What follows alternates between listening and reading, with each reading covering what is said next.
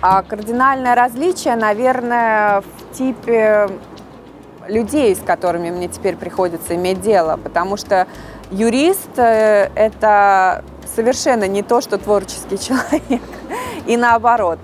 Вообще, подавляющее большинство юристов это невозможно скучные люди, но обязательные. А с творческими людьми выстраивать деловые отношения сложнее, но намного увлекательнее и интереснее.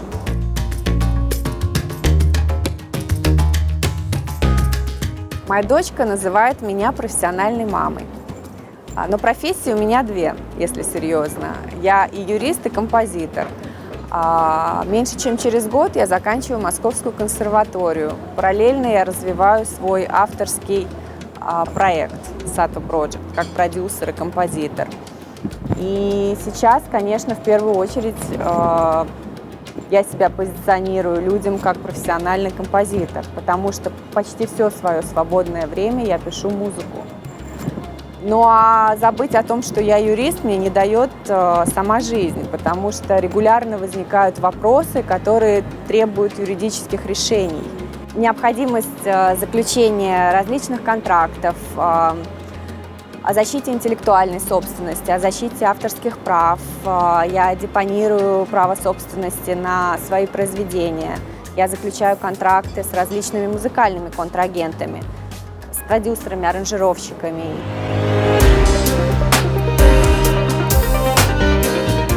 В моей семье, наверное, не могло быть иначе, потому что очень много юристов у нас.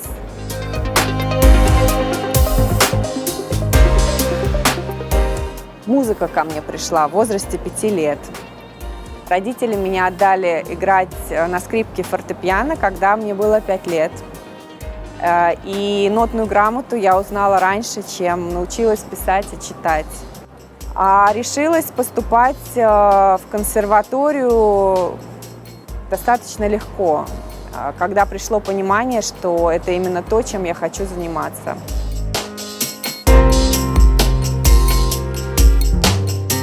Установить какой-то конкретный водораздел очень сложно, потому что такие решения, они зреют внутри тебя годами. Точно так же, как и формируется музыкальный слух. Когда тебя поддерживают близкие, такие решения тебе даются легко. В моем случае это сыграло очень большую роль, поддержка близких. Мой муж настоял на том, что моя музыка достаточно хороша для того, чтобы выйти за пределы семейного круга. Он помог мне решиться на то, чтобы я получила еще одно образование музыкальное.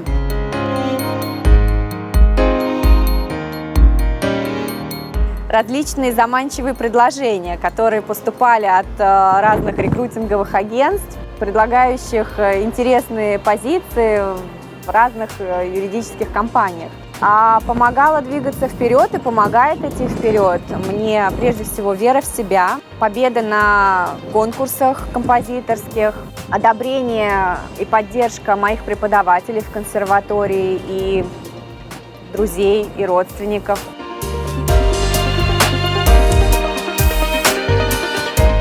Я начинала с написания популярной музыки еще до того, как поступила в консерваторию. Академическую музыку я начала писать уже после того, как приступила к обучению. Эти два направления мне совмещать несложно, потому что я привношу всегда элементы академизма в поп-музыку и наоборот.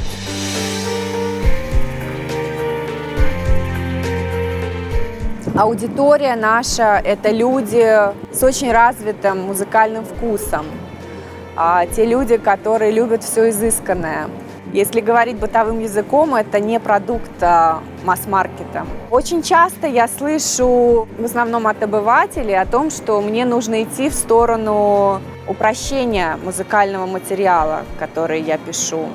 Но я предпочитаю слушать все-таки свой внутренний голос, и я полагаю, что композитор – это носитель культуры. Он должен определять тон и настроение произведения и аудитории. Нельзя допускать того, чтобы культурный уровень публики влиял на то, что ты создаешь.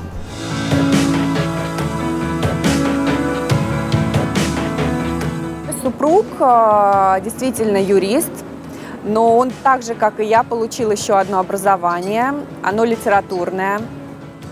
В данный момент он пишет прозу, но остается при этом действующим, практикующим юристом, достаточно успешным, востребованным.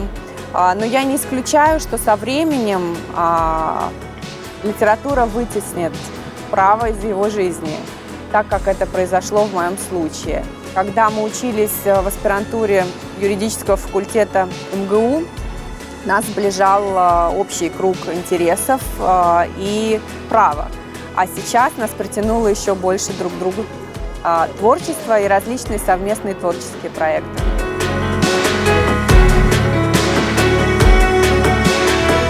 Мужчинам такое решение дается сложнее, поскольку, как правило, на них лежит больше ответственности за материальное благополучие семьи.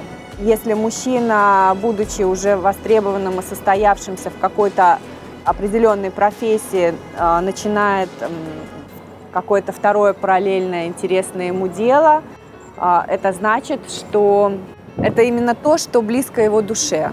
Это то занятие, которое наполняет его внутреннее.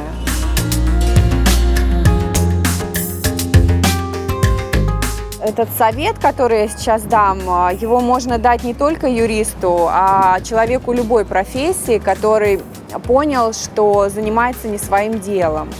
Я бы посоветовала не бояться принимать какие-то решения, конечно, они должны быть взвешенными, не бояться поражений, потому что они как раз помогают обнаружить те зоны, которые требуют развития дальнейшего.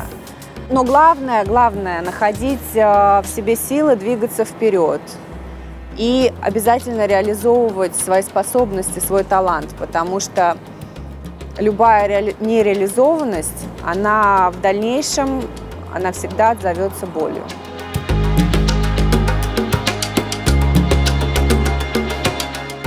Это были годы очень интенсивного накопления.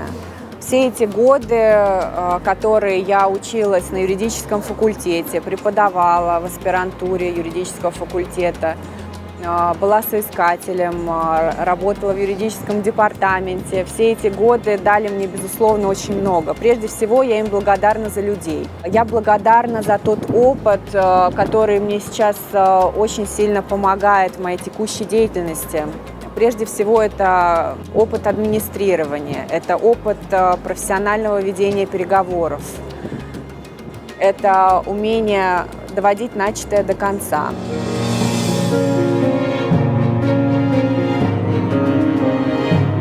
Ну, она такая большая, эта мечта, нескромная. Да. Мировая история и российская история знает совсем немного имен женщин-композиторов великих. Так вот, моя мечта, она в том, чтобы мое имя прозвучало.